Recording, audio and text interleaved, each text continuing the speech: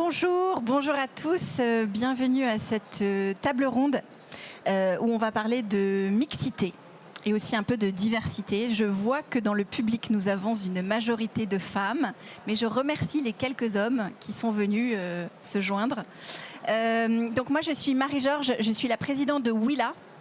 Willa, anciennement Paris Pionnière, c'est un incubateur qui accompagne des projets de start-up qui sont soit fondés, soit cofondés par une femme. Donc on n'accompagne que quand il y a au moins une femme dans l'équipe de fondateurs.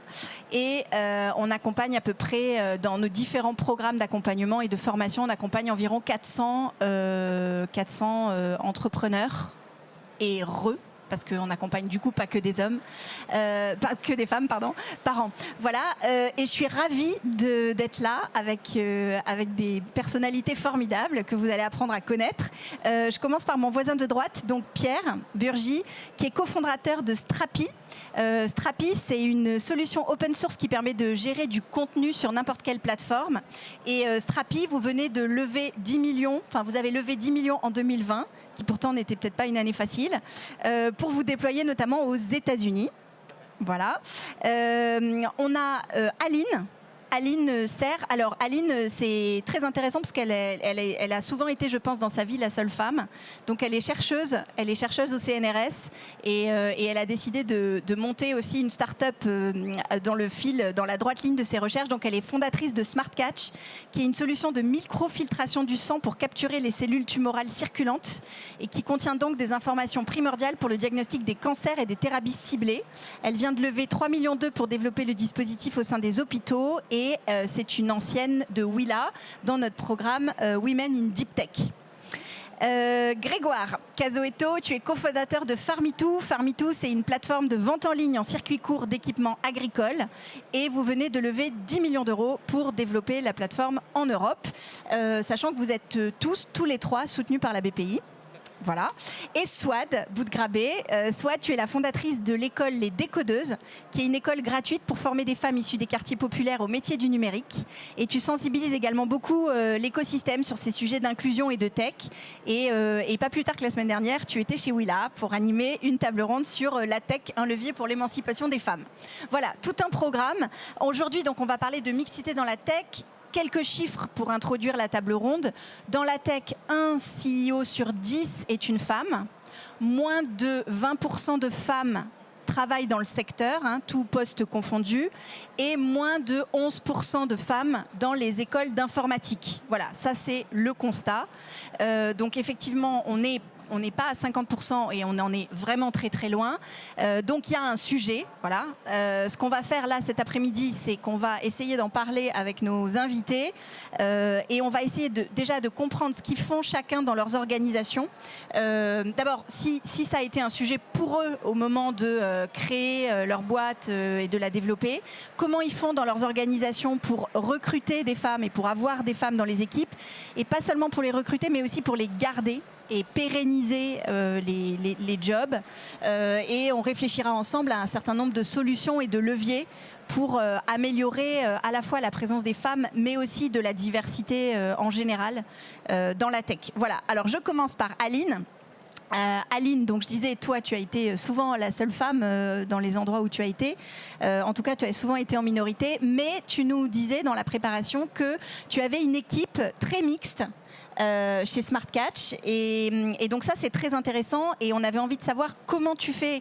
D'abord tu nous en dises un peu sur cette équipe, sa taille et sa composition, où sont les femmes, que tu nous parles peut-être de ton association parce que tu es associée avec des hommes, et donc comment tu fais pour avoir cette mixité dans ton équipe?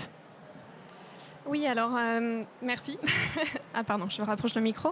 Donc bonjour à tous. Donc effectivement, je pense qu'il est important d'à chaque fois redonner quelques éléments de contexte. Donc SmartCatch est une spin-off du CNRS, donc effectivement une société qui appartenant à la catégorie des deep tech. Donc on a effectivement un socle en micro-nanotechnologie, physique, donc vraiment des sciences dures, mais avec une application effectivement en sciences du vivant et en clinique, en oncologie en particulier. Donc finalement, Je pense que c'est important de quand même souligner qu'il y a des spécificités aux différentes disciplines. Effectivement, certaines disciplines vont attirer plus de jeunes femmes que d'autres.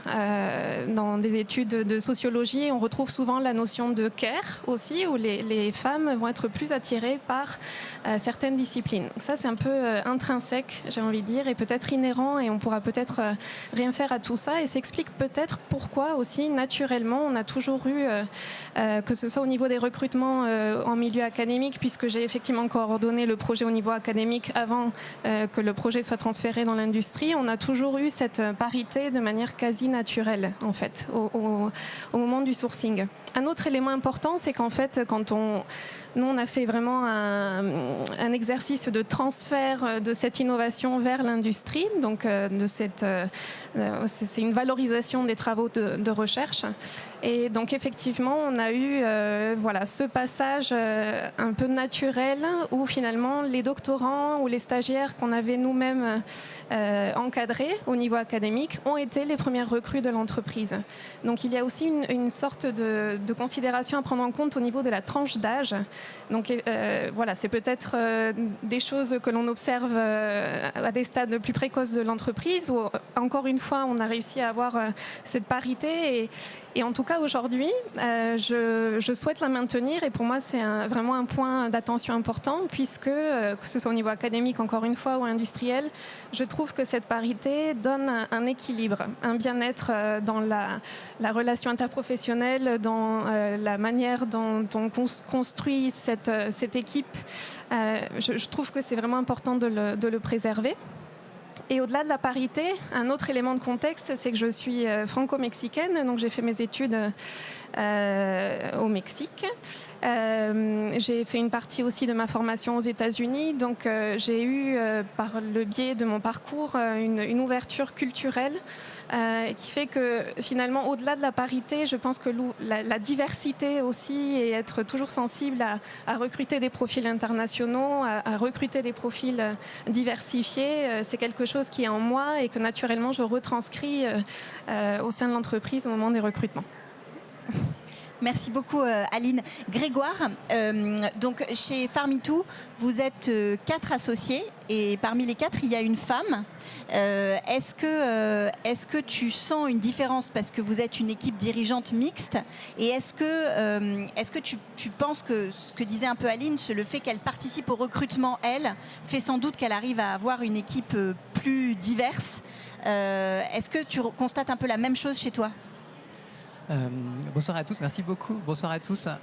Peut-être pour donner un peu d'éléments de contexte, effectivement, Farm2, on est 4 cofondateurs et à l'origine du projet, l'un des cofondateurs, c'est Denis Fayolle, que vous connaissez peut-être, qui est un serial entrepreneur qui a monté La Fourchette en particulier et qui aujourd'hui a un rôle quasiment d'incubateur où il crée une entreprise par an en choisissant systématiquement les deux associés. Et les deux associés, il y a une femme et un homme. Et il choisit systématiquement en premier la femme parce que effectivement, c'est plus dur aujourd'hui de trouver une femme entrepreneuse dans la tech. Donc avec Denis Fayolle, en fait, en train de créer des rôles modèles et dans tout un tas de startups comme Farm2, mais aussi Singular, Sensatera et beaucoup d'autres. C'est intéressant comme en fait, pour tout vous dire, j'avais l'impression d'être un peu un imposteur dans cette table ronde. Pour vous en dire un petit peu plus sur mon parcours, moi je suis d'une fratrie où on est 3 frères. J'ai fait le collège et le lycée avec que des garçons. Ensuite, j'ai fait prépa, école d'ingénieur. Il n'y avait pas plus de 20% de filles. Donc voilà, vraiment, j'avais le sentiment de ne pas être concerné, pas être là. Et pourtant, en tant que responsable, en tant que fondateur, on est directement concerné. On a un poste à responsabilité où on peut prendre des décisions qui changent les choses. Et en fait, pour préparer cette table ronde, tout simplement, on a regardé un petit peu les chiffres, l'état de la mixité chez Farm2.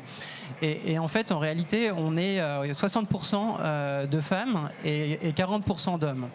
Alors ça paraît bien comme ça. En fait, quand on rentre dans le détail, il y a certaines équipes, par exemple les équipes de développeurs, pour lesquelles c'est pas exactement la même chose. Donc il faut regarder aussi en fonction des équipes.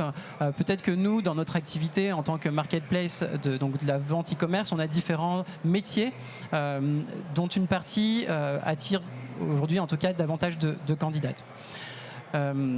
Après, c'est vraiment la réflexion que je me faisais en préparant cet atelier, c'est que en fait, le diable se cache dans les détails. Et aujourd'hui, chez Farmitou, on est extrêmement jeune. On a 3 ans d'existence. Donc, il y a pas plus tard, il y a 1 mois, je devais être le seul père de famille dans les équipes. Donc ça, c'est des sujets qu'on n'a pas eu en fait aujourd'hui à regarder. Et vraiment, je remercie cette table ronde parce qu'on est dans une situation chez Farmitou où on va devoir anticiper les choses, on va grandir. On vient, comme on vient de le dire, de réaliser une levée de fonds, on va doubler les effectifs. Et en fait, les valeurs de Farmitou, celles en tout cas qu'on a pu défendre jusqu'à présent, très possible qu'elles se diluent et qu'on les perde au fur et à mesure. Et donc, on a tout intérêt à anticiper ça et à mettre en place un certain nombre d'indicateurs et de processus pour s'assurer que la parité homme-femme, elle perdure, mais pas que. Il y a tout un tas d'autres sujets qui sont évidemment importants. Je pense qu'on va revenir dessus dans le cadre de cette table ronde. Aujourd'hui, on a, je disais, 3 ans d'existence, donc des vagues d'augmentation de salaire, on en a très peu connu. On en a connu quelques-unes, mais ça concernait pas grand monde. Donc, très rapidement, je pense qu'on peut avoir des sujets d'inégalité de salaire si on s'y prend mal et si on ne fait pas attention. Et puis voilà, on va avoir tout un tas de personnes qui sont avec nous depuis le début et qui vont probablement vouloir avoir des enfants. Et donc, il faut qu'on fasse attention, qu'on anticipe les choses d'un point de vue ressources humaines avec un certain nombre d'indicateurs. Un autre élément que je peux dire, c'est qu'on a, aujourd'hui, je ressens, peut-être qu'on y reviendra, on n'a pas de souci à avoir des candidates. Et même du point de vue des équipes de développement, on est à la quasi-parité. J'ai pas le sentiment que dans le pipe de candidats, il manque de candidates. Peut-être que l'une des raisons à ça, c'est les valeurs qu'on défend chez Farmitou. Et effectivement, là, je fais lien avec la question et mon associé Mathilde Lefrançois. C'est évidemment beaucoup plus simple d'anticiper les sujets et les problématiques, les fautes qu'on pourrait commettre. C'est beaucoup plus facile de les anticiper en ayant Mathilde en tant que fondateur. Et dans les valeurs de Farmitou, mais c'est des choses assez simples en fait, c'est la bienveillance, la simplicité, le développement personnel, et on a le sentiment que peut-être on a beaucoup de candidates aussi parce qu'elles se reconnaissent dans les valeurs et qu'elles ont envie de nous rejoindre par cet environnement très simple en fait. Et aujourd'hui, quand on fait passer des entretiens, à aucun moment, le sujet de est-ce que j'ai en face de moi un homme ou une femme ne rentre en ligne de compte. Et c'est le cas pour Mathilde, c'est le cas pour moi. Vraiment, ça n'a aucune espèce d'importance. Et en fait, je pense qu'une des manières d'avoir cette parité, c'est tout simplement ça, que ce n'a pas d'importance en fait, on n'y prête pas attention et statistiquement, c'est pas encore la loi des grands nombres, mais statistiquement aujourd'hui, on est à la parité. Merci Grégoire. Swad, donc toi tu vas nous raconter un peu les décodeuses, mais est-ce que tu confirmes ce que dit Grégoire sur le fait qu'on n'a pas de mal à trouver des femmes, y compris dans les métiers de développeurs? Alors, on m'entend, c'est bon? Oui. Okay. Bonjour tout le monde. Moi j'ai l'impression justement que c'est une exception. La majorité des entreprises que l'on rencontre, leur problématique majeure, c'est de ne pas avoir de candidature de femmes. Des candidatures au poste de développeuse, bien sûr. Donc, dans les métiers techniques, on a encore très peu de femmes qui osent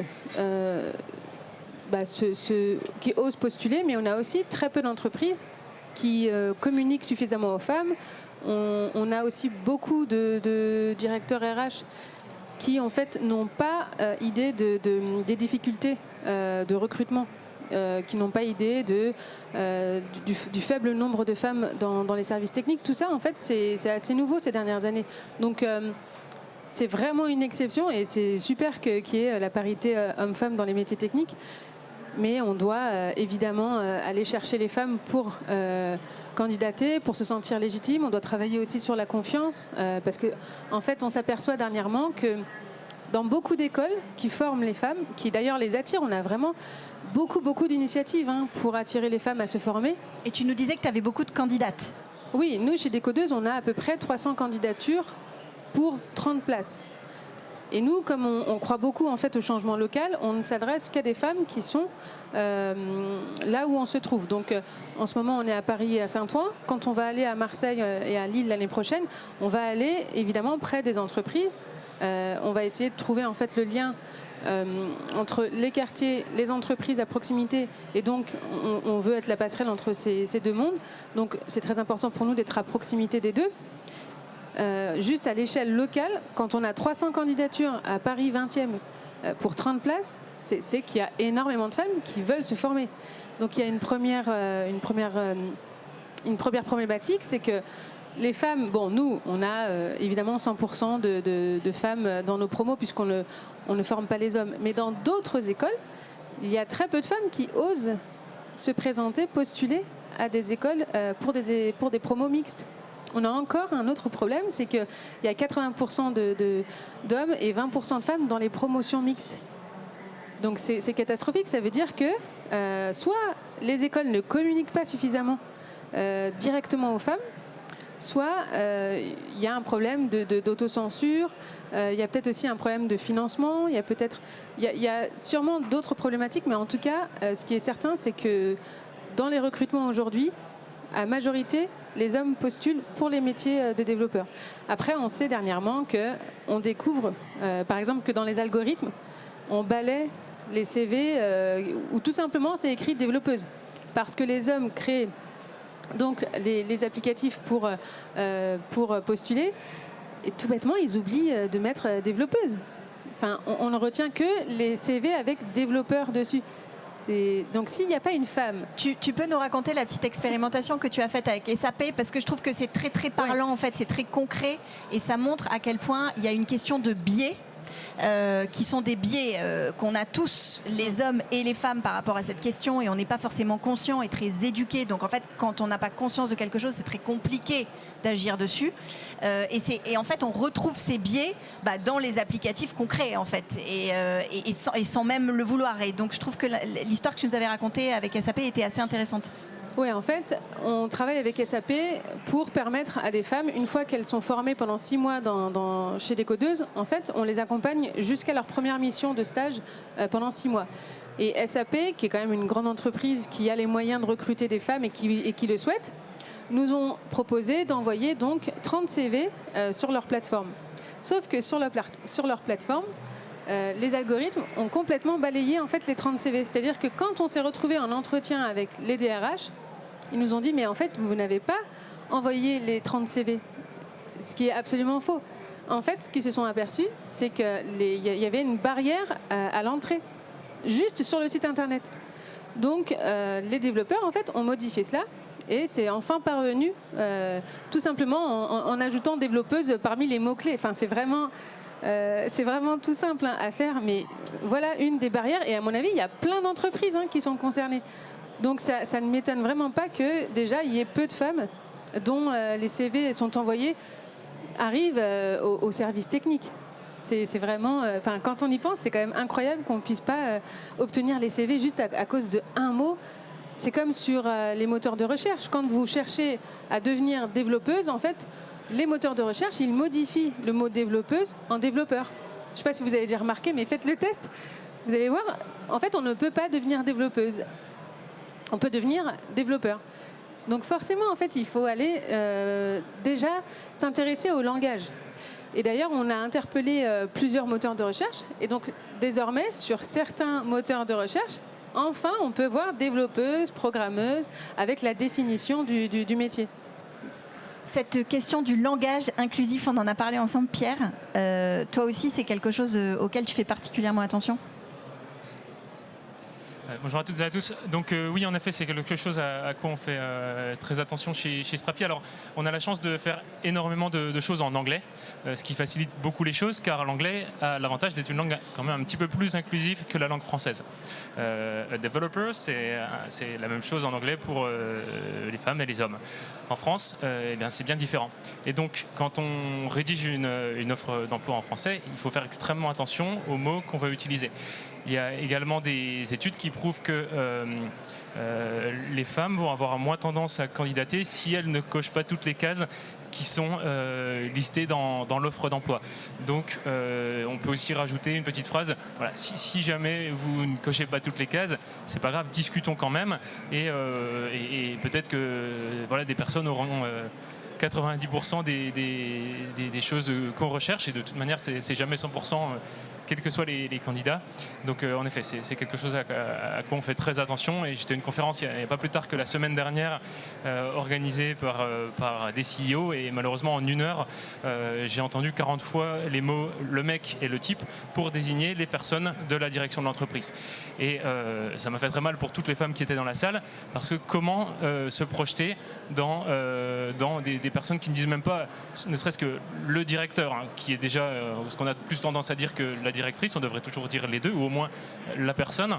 Et alors quand on parle de le mec ou le type, forcément que ça pose des gros problèmes, et pour en avoir discuté après avec quelques femmes qui étaient dans la salle, c'est extrêmement malaisant. Donc en effet, il faut éduquer les gens par rapport à ça. La langue française n'est pas inclusive, c'est une chose. Maintenant, la manière d'utiliser la langue française peut être un peu plus inclusive. Donc, il faut que les personnes prennent conscience de cela. Donc, c'est voilà, notre responsabilité d'éduquer les personnes. Et j'espère que ça se fera le plus rapidement possible, parce que c'est quelque chose qui risque de rester beaucoup trop longtemps. C'est intéressant parce que là, on a quelque chose d'assez concret en fait. C'est-à-dire que souvent, quand on parle de ce sujet-là, on dit « Ah, mais oui, mais alors, s'il n'y a pas des femmes dans la création d'entreprise, c'est parce qu'en fait, il n'y en a pas dans les écoles d'ingénieurs ou les écoles d'informatique. En fait, c'est parce qu'il n'y en a pas en filière scientifique et parce qu'en fait, elles ne sont pas... » Enfin bref, on cherche toujours la poule ou l'œuf, mais bref, on se plaint tous que la société est ainsi faite, mais c'est assez compliqué de trouver des leviers d'action concrets. Donc là, avec cette question-là du langage inclusif et du fait d'être très vigilant dans la manière dont on rédige les offres, des mots qu'on emploie, d'être vigilant aussi de l'autre côté des algorithmes, pour avoir aussi des systèmes qui sont inclusifs. Ça c'est très concret. Il y a une autre chose très concrète que je peux partager, parce qu'on a fait ce constat chez Willa plusieurs fois.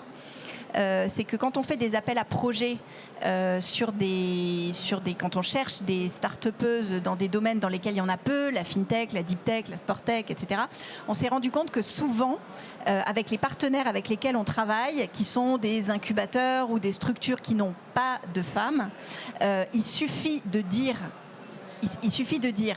on voudrait que des femmes répondent. Ça a l'air aussi bête que ça.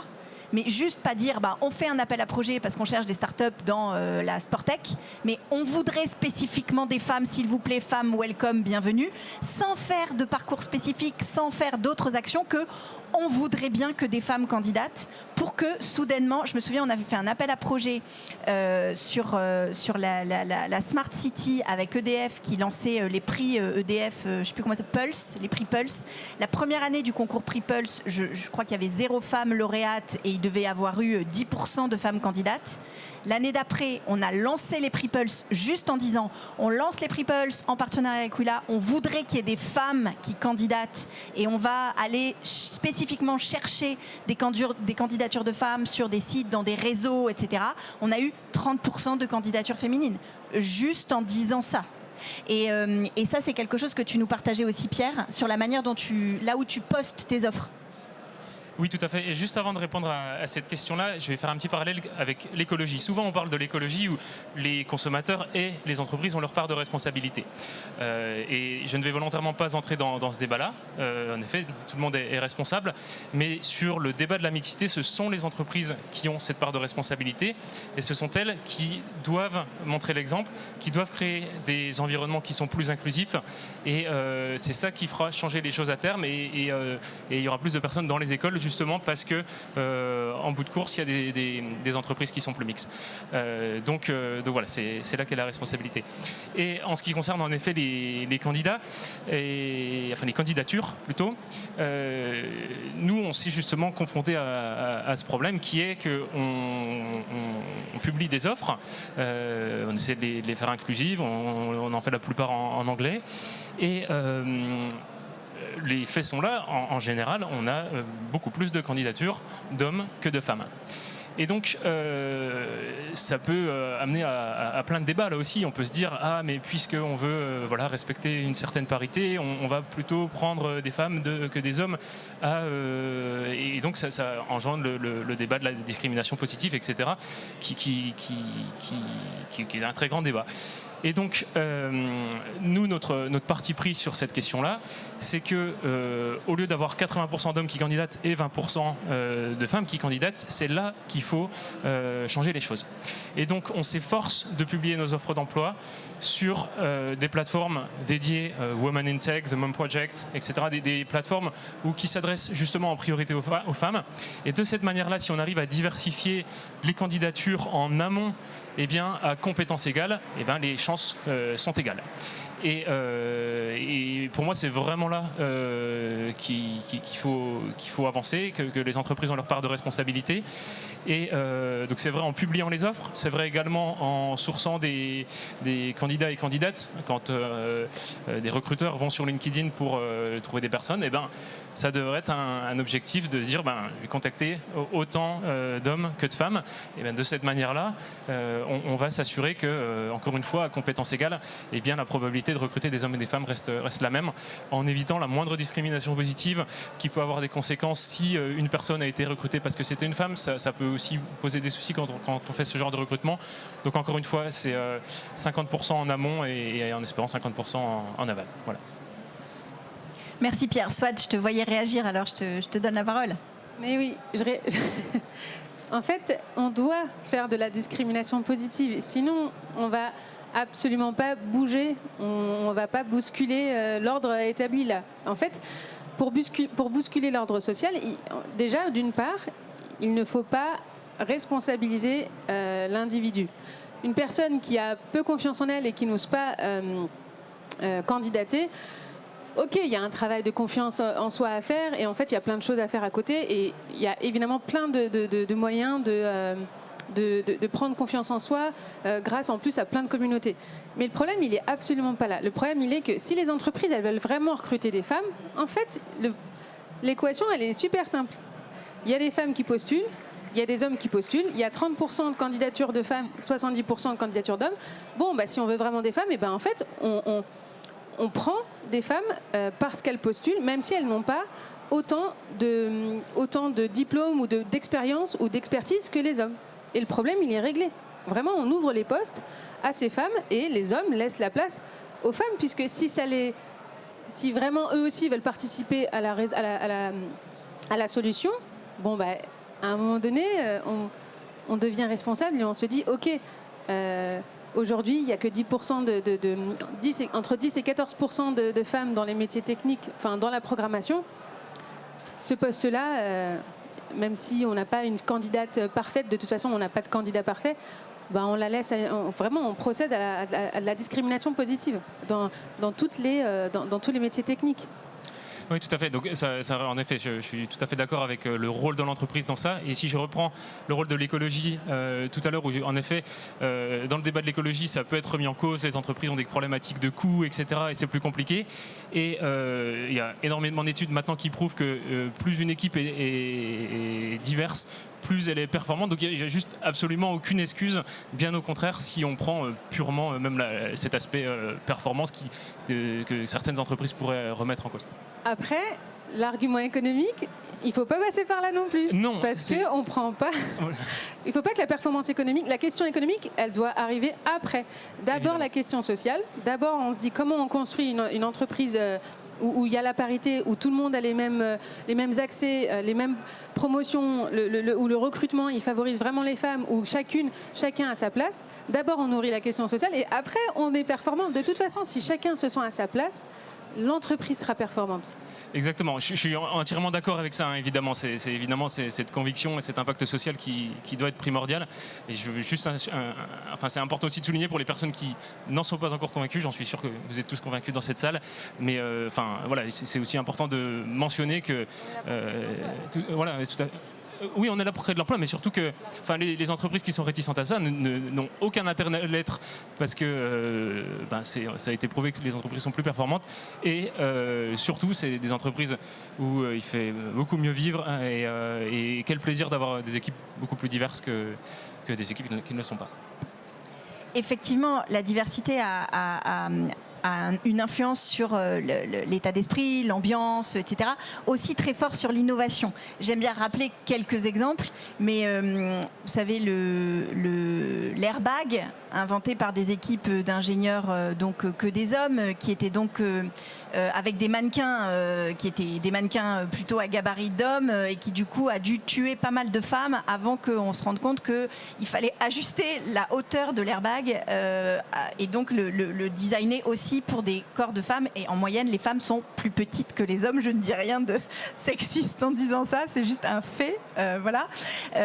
Pareil sur les valves cardiaques, les maladies cardiovasculaires. En fait, c'est la première cause de mortalité des femmes, hein, c'est pas le cancer du sein. Et pourtant, les valves cardiaques ont été aussi développées par des hommes et donc sont assez grandes ont la taille des valves cardiaques des hommes, mais sont trop grosses pour les femmes. Et donc, ça a pris des années avant qu'on redesign des valves cardiaques pour des cœurs de femmes. Et l'Apple Watch, qui a été un four à son lancement, parce qu'en fait, elle était trop grosse pour des poignées de femmes. Or, les femmes sont des early adopters de ce genre de produit et donc elles n'ont pas du tout acheté d'Apple Watch parce que c'était trop gros pour leurs poignets, parce que c'était encore que des designers et des ingénieurs hommes. On peut multiplier les exemples là-dessus, sur la connexion entre la mixité dans les équipes et la capacité d'innover et d'adresser un marché dans lequel quand même une consommatrice sur deux est une femme et peut-être même plus qu'une sur deux. Donc il y a quand même ce sujet-là derrière.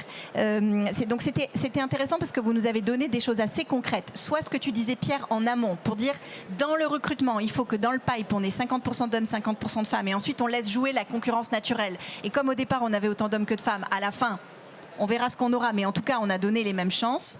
Toi, tu étais plus radical et tu disais, de toute façon, il faut rétablir au cran du dessus, c'est-à-dire, même si on a 70% de candidatures d'hommes et 30% de femmes, en fait, il faut quand même se donner cet objectif d'avoir 50-50 à la fin, parce que c'est la seule solution. Aline, ton point de vue là-dessus ? Je pense que ça passe aussi par une sensibilisation des plus jeunes. On se pose la question, comment réussir à susciter plus de candidatures féminines. Eh bien, en fait, je peux témoigner des actions concrètes que sont portées, par exemple, par le CNRS. Donc, moi, je suis l'une des ambassadrices des femmes en sciences. Et donc, il y a beaucoup d'actions autour, de témoignages, d'interventions en milieu scolaire, au collège, au lycée, pour pouvoir faire découvrir d'autres métiers, des disciplines très techniques, très scientifiques.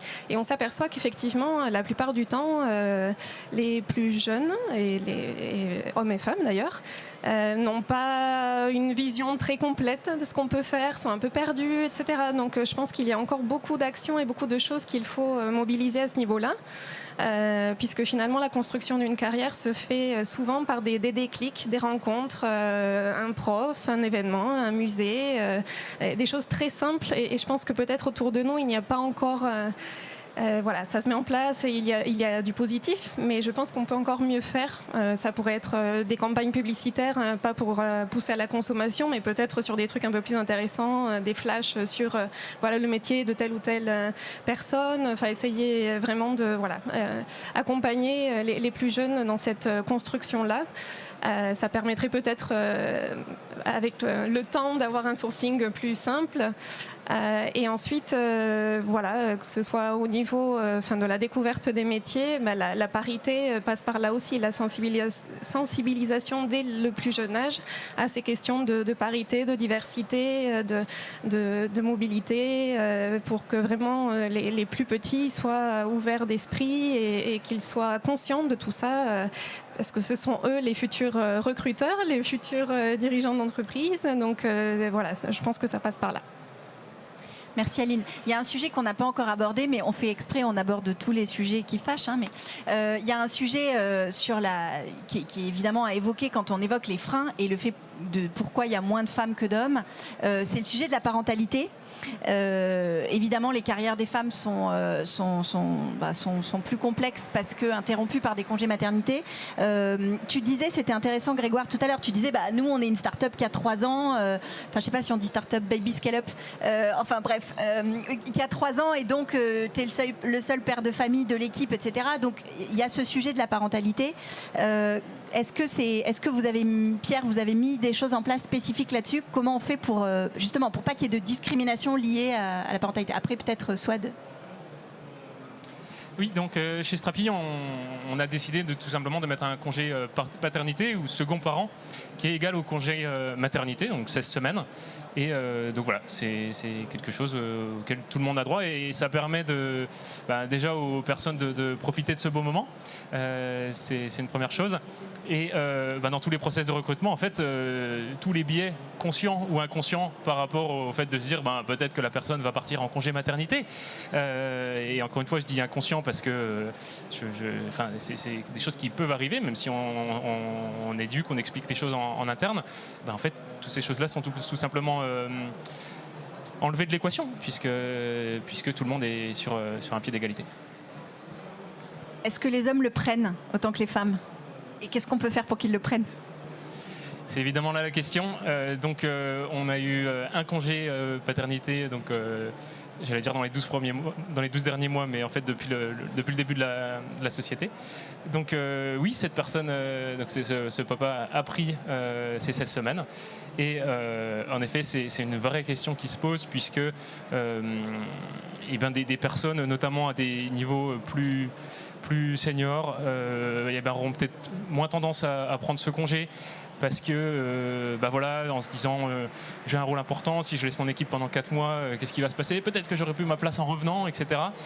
Et donc en effet, c'est peut-être l'obligation de prendre ce congé qui peut résoudre ça pour s'assurer que tout le monde montre l'exemple au final. Parce que ce sont justement ces personnes qui devraient prendre les 16 semaines pour que tout le monde se sente à l'aise à l'idée de les prendre. Un peu d'exemplarité, quoi. Swad, tu voulais intervenir? Moi, je suis pour qu'on oblige soit le père, soit la mère, mais en tout cas, si la question, elle se pose, l'entreprise qui se dit « Ouh là là, il peut y avoir autant d'hommes que de femmes qui prennent un congé mat », là, je vais peut-être repenser en fait à l'évolution de carrière autrement. Parce qu'avant, quand ça concernait que les femmes, c'est pas grave, ça les concernait pas directement. Donc en fait, ils ne prenaient pas les mesures suffisantes. Mais si on oblige autant les hommes que les femmes à prendre ces congés-là, là, on va repenser vraiment l'ensemble des mesures et l'ensemble on va prendre l'évolution de carrière complètement différemment. Et là, on se dira, ok, il n'y a pas d'autre solution. C'est ça qu'il faut faire. Et les femmes, en fait, elles pourront retrouver leur emploi ou même penser à une évolution de carrière et des promotions, même en revenant de leur congé maternité. Parce qu'aujourd'hui, c'est quand même c'est majoritairement pas le cas. C'est plutôt l'inverse. Elles régressent quand elles rentrent de congé maternité. Donc, moi, je suis pour qu'on oblige. Grégoire? Oui, donc je parle en connaissance de cause du coup parce que j'ai 2 filles. Je pense qu'il y a le congé maternité-paternité extrêmement important et l'entreprise a un rôle important à jouer là-dessus. Il y a aussi tout un enjeu sociétal. Je pense que, pour en avoir discuté d'ailleurs avec mon associé Mathilde Lefrançois, ça arrive régulièrement que lorsque on rencontre un client par exemple ou un partenaire, soit un homme, on est tous les deux présents et l'homme va me parler à moi et pas parler à Mathilde. C'est évidemment extrêmement gênant à la fois pour Mathilde et pour moi aussi. Il y a la même chose qui existe pour les hommes, hein, il faut le savoir. Moi, je suis allé à la garderie rencontrer la directrice pour ma fille. Je n'existais pas dans la pièce de réunion. Donc la directrice regardait mon épouse et donc j'avais aucun rôle à jouer là-dedans.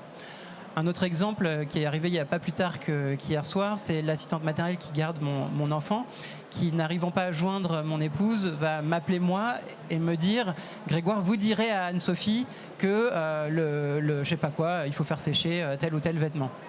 Donc je pense que l'entreprise peut beaucoup Mais il n'y a pas que ça, il y a aussi tout l'enjeu sociétal et en ça, je pense que la table ronde, ce qu'on est en train de se dire et le fait de le communiquer joue beaucoup et le fait que Pierre et moi, en tant qu'hommes, puissions prendre la parole, c'est extrêmement évidemment important pour en prendre conscience et communiquer là-dessus au plus grand nombre.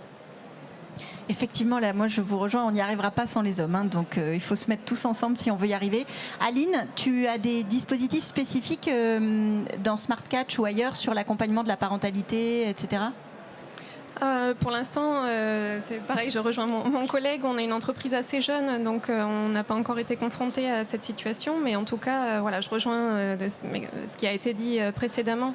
Je pense qu'il y a beaucoup de questions encore sociales. La prise de risque professionnelle est encore plus assumée, j'ai l'impression, par l'homme. Donc la femme, souvent, prend moins de risques. C'est elle qui a peut-être le job le plus sécure. Et voilà, je le retrouve que ce soit pour les recrutements CNRS par exemple, les femmes vont moins oser finalement ou plus se refreindre pour candidater parce que il y a une prise de risque, il y a très peu de postes, c'est effectivement un cursus assez long, etc. Donc finalement elles n'y vont pas. Mais j'ai aussi l'autre pendant de pas mal de collègues qui finalement font le sacrifice tout court, justement sur la tranche d'âge 30-40 où effectivement elles repoussent la maternité très très loin, vers les 40 ans, pour privilégier la carrière. Donc et d'autres qui font le sacrifice tout court pour se mettre pour éliminer justement cette question et se mettre sur un pied d'égalité, alors qu'il faudrait pas. Il faudrait que ce soit tout à fait normal et qu'on puisse justement peut-être créer au niveau social une sorte de flexibilité, des aménagements où il y a déjà des améliorations, tout ce qui est ce qu'on voit, le télétravail, des choses qui se mettent en place, les métiers qui évoluent, les métiers qu'on connaît aujourd'hui seront probablement différents de ceux qu'on connaîtra demain. Donc il y a des évolutions naturelles, mais je pense que il faut quand même être vigilant sur tout ça, sur les questions sociales et sur les choses que l'on peut prévoir pour faciliter tout ça et que tout le monde puisse postuler aux mêmes emplois et avoir des fonctions de direction sans que ce soit... Merci Aline. On a un peu parlé tout à l'heure, mais je voudrais peut-être qu'on y passe un peu de temps. On a évoqué la mixité, les hommes, les femmes. On se dit que si on est tous d'accord pour se dire que plus les équipes sont diverses et plus on arrive à produire des choses intéressantes, innovantes, à la fois sur le bien-être et l'harmonie à l'intérieur de l'entreprise et aussi sur la capacité à aller inventer des produits, des offres qui correspondent aux attentes du marché.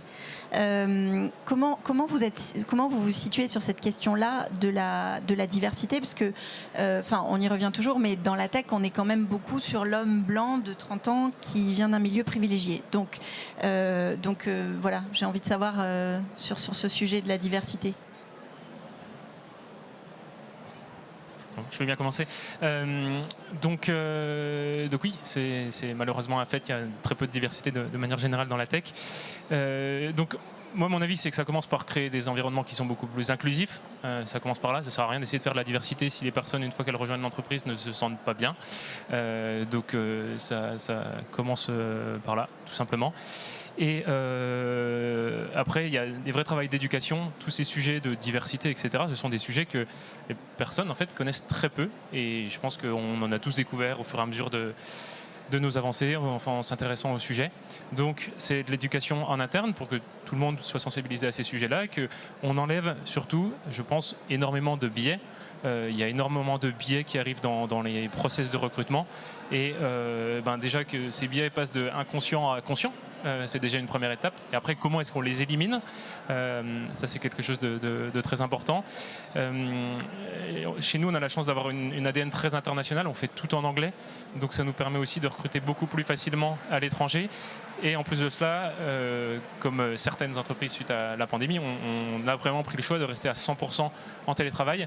Et donc, ça nous permet de casser les frontières et de recruter des personnes en Zambie, en Estonie, au Liban, aux États-Unis, voilà, partout. Et ça, c'est aussi une vraie chance pour voilà, pour qu'on ait vraiment cet ADN très, très international. Et c'est vraiment un cercle vertueux. Plus on recrute des personnes d'horizons différents, plus on se rend compte que c'est une chance de les avoir dans l'équipe. Il y a plein de choses qu'on voit d'un autre œil maintenant et c'est génial. Et plus on a un environnement inclusif et plus ces personnes sont aussi, plus ces personnes et toutes les autres personnes sont à même de recruter voilà, des personnes issues de la diversité, et c'est chouette.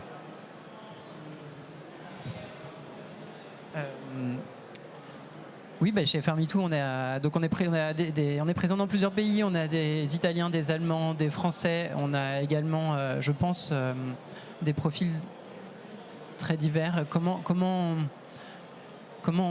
ça se passe? Je pense qu'effectivement, il y a l'identification des biais. Être conscient que lorsqu'on reçoit un CV, identifier les différents biais qu'on peut avoir. Je pense que c'est vraiment une première étape extrêmement importante. Et puis ensuite, moi je partage ce que tu viens de dire sur le fait que c'est extrêmement important d'avoir cette diversité de points de vue, diversité d'horizons.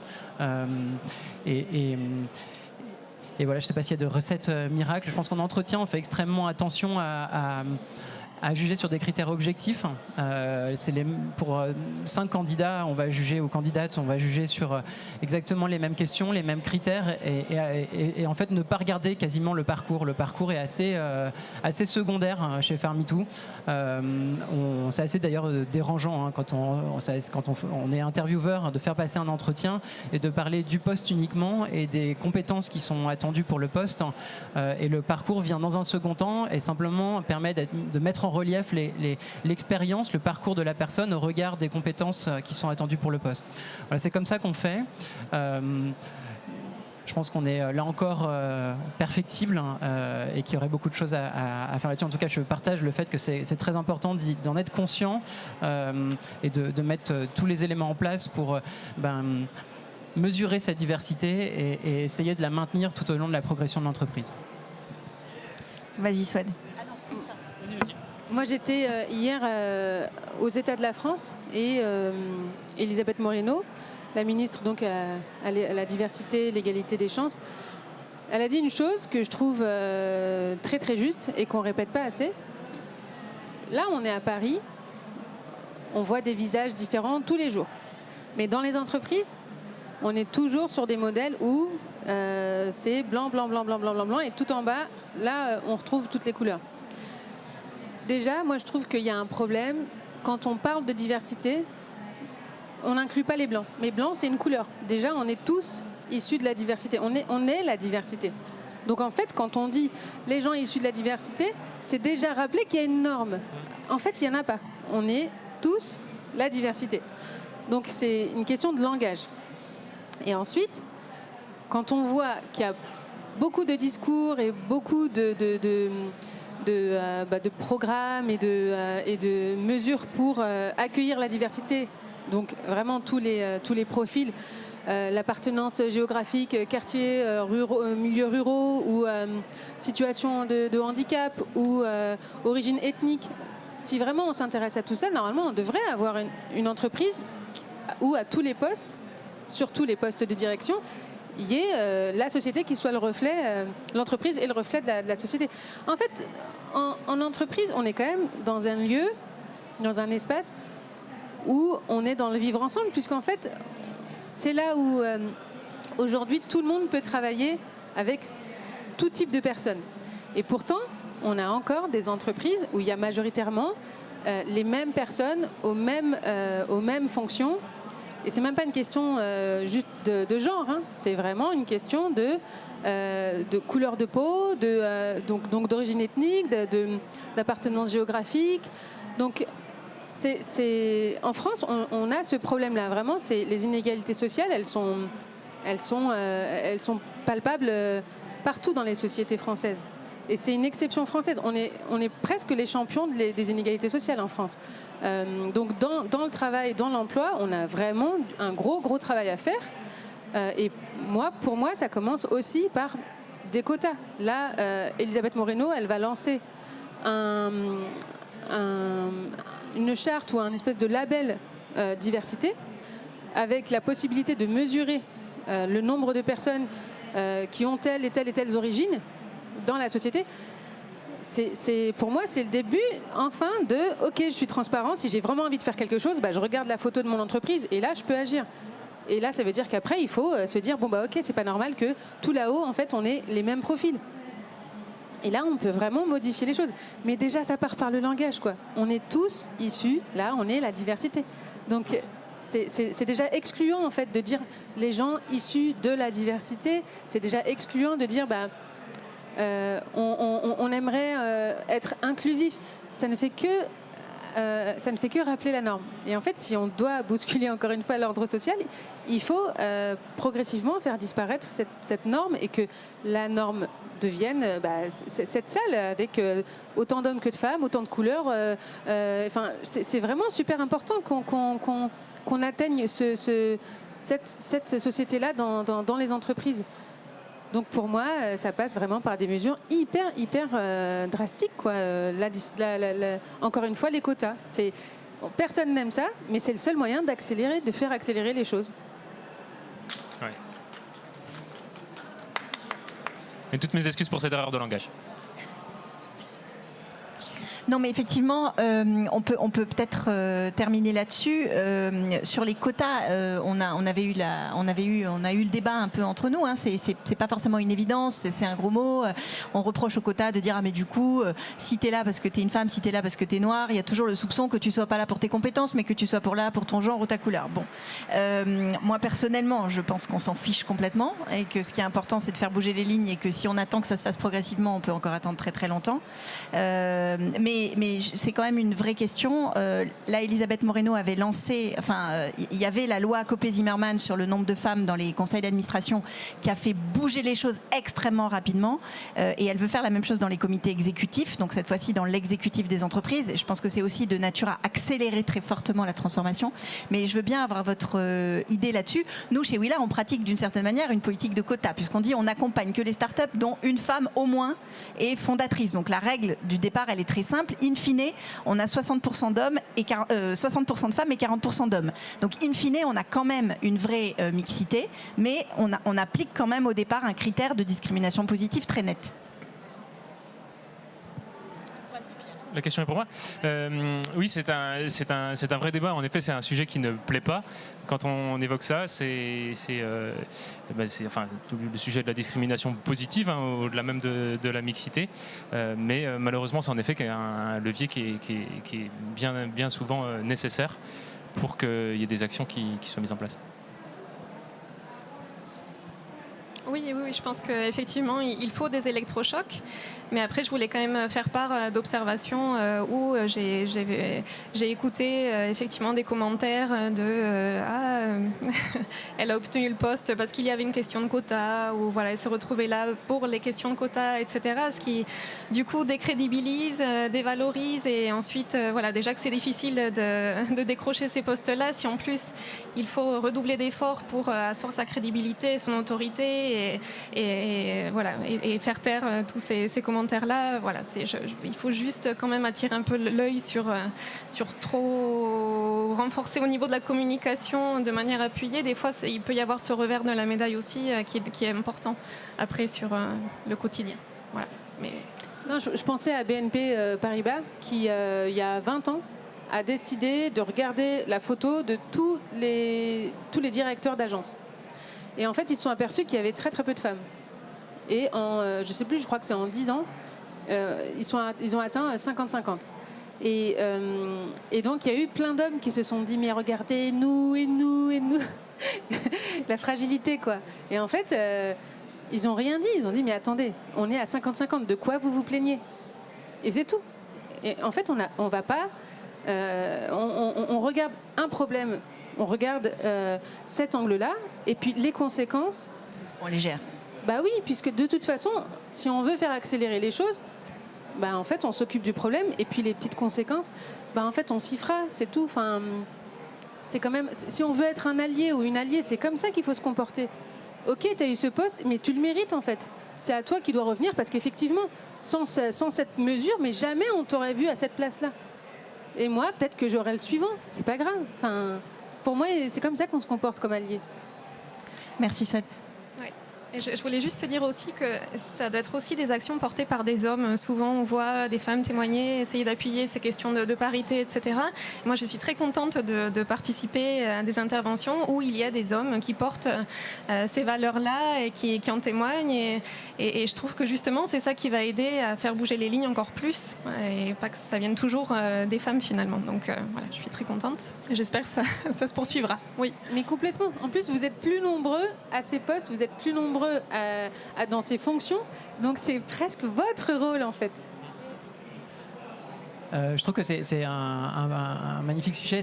Évidemment, on préférerait le faire naturellement, avoir une parité qui se fasse naturellement, mais je pense que c'est aussi un sujet d'accélération, on l'a dit.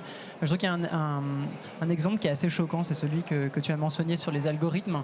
Le fait d'avoir des algorithmes pour poster des annonces qui peut toucher des hommes et des femmes, mais qui en réalité est fait par une équipe de développeurs qui ne sont que des hommes, il y a quelque chose d'assez choquant quand même, et d'un cercle vicieux qu'on a envie quand même de casser. Merci. Est-ce que vous avez des questions dans le public? Pardon, on a beaucoup parlé et du coup on vous a pas trop laissé la place, mais on vous écoute. Des remarques en fait. Oui, il y en a une. Et comment on fait pour vous donner la parole? Vous venez?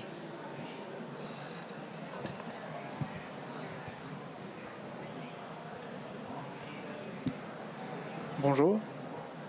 Alors déjà merci beaucoup pour la présentation. Donc Aurélien de BPI France Le Lab. Donc je précise, je suis ni au financement ni à l'investissement pour la question qui va venir.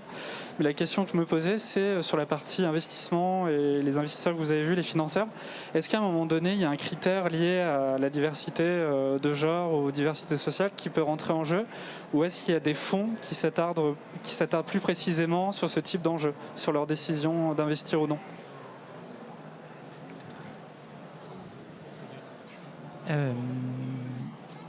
La réponse simple est non. En tout cas, dans les réunions qu'on a eues, dans les pitchs qu'on a eus, c'était pas un sujet que l'on a abordé.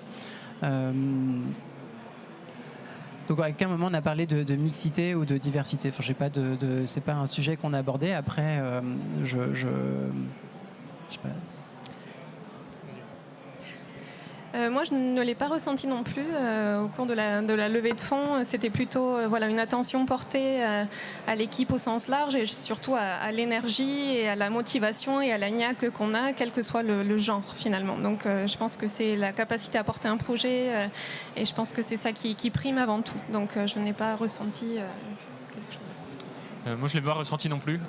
J'ai l'impression qu'il commence à y avoir une prise de conscience côté investisseur, mais on est au tout début. Et moi, je connais que des gens qui ont ressenti qui ont été face à des difficultés parce que justement, ils ne correspondaient pas au profil habituel. Donc, je peux même citer une personne qui a levé 3 millions il n'y a pas très longtemps, qui est une fondatrice et qui a dû amener un homme lors de la rencontre avec les investisseurs pour pouvoir avoir plus de crédibilité. Nous, on a des cas de femmes à qui les investisseurs ont dit « vous reviendrez quand vous aurez accouché ». On a des cas de lettres d'investissement conditionnées au fait que l'accouchement se passe bien. Et je vous renvoie à l'excellente étude de la Harvard Business Review où ils ont fait une étude sur les biais inconscients d'une équipe d'investissement en Suède de l'équivalent de la BPI suédoise où ils ont écouté les conversations qui étaient prises en discussion d'investissement dans une équipe mixte d'investisseurs, hommes et femmes, juste sur les qualificatifs et l'analyse sémantique de la manière dont étaient qualifiés les profils d'entrepreneurs quand ils étaient hommes et quand ils étaient femmes, très intéressante sur les biais inconscients et le fait que, en fait, même si on n'en a pas conscience, on est tous victimes de biais et ça a des conséquences importantes. Merci. J'ai juste une question bête. Justement, on est dans les levées de fonds. Pourquoi 10 millions pour vous, 10 millions pour vous et 3 millions pour vous? Est-ce que tu as demandé assez, Aline? Non, la responsabilité n'est pas sur la... Oui, c'est première levée de fonds. Notre première, c'était 1. Ah. Et donc toi, c'était ta première, Aline? Oui. 3,6 3,2. 3,2 et toi? La première, c'était 850. La première, ça a été à 850. On n'est pas au même stade. Donc en fait, elle a fait mieux qu'eux sur la première. Bon, ok, fine. Oui. Bonjour. Moi j'ai une question pour les décodeuses. Comment on fait justement quand on cherche une développeuse pour trouver un peu le vivier des femmes qui ont suivi la formation? Est-ce qu'il y a un moyen en fait de les rendre visibles après parmi les entreprises? Alors on ne les rend pas visibles plus que d'autres écoles. Elles postulent par elles-mêmes. Nous on les aide, on les accompagne jusqu'à leur première mission. Il n'y a pas d'espace ou de plateforme pour mettre en avant leur nouvelle profession, mais en revanche, sur LinkedIn, elles mettent systématiquement développeuses à la recherche déjà, en tout cas, juste en dessous de leur profil, c'est écrit développeuse. Donc si vous cherchez développeuse, vous allez trouver plein de décodeuses. Oui.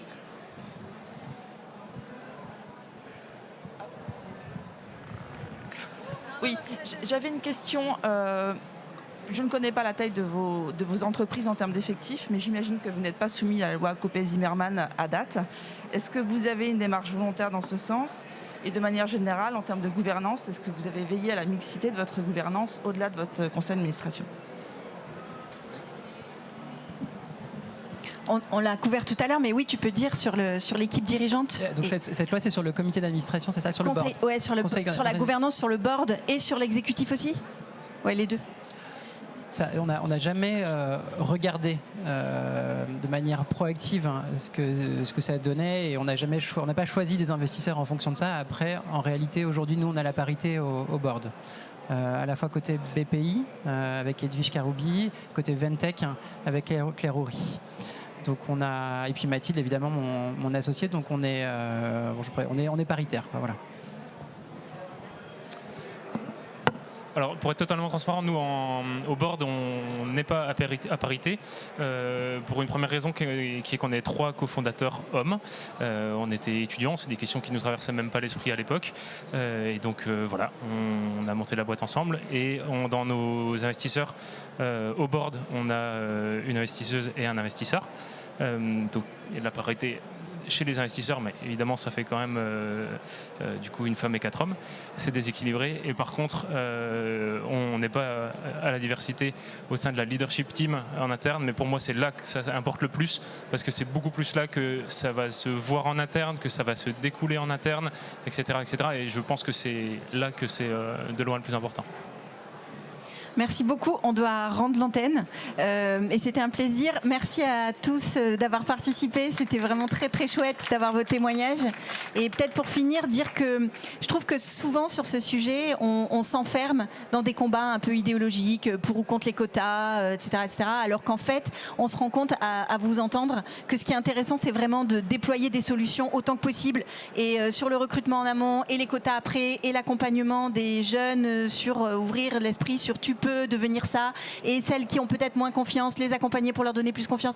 Et en fait, si on fait toutes ces solutions-là, on va bien finir par y arriver. Donc plutôt que d'opposer un peu bêtement, idéologiquement les sujets, je trouve que voilà, essayons de tous contribuer de la manière qui nous est la plus naturelle et celle qui nous convient le mieux. Et je pense que si on s'y met tous à un endroit, on va finir par y arriver. Voilà. Merci.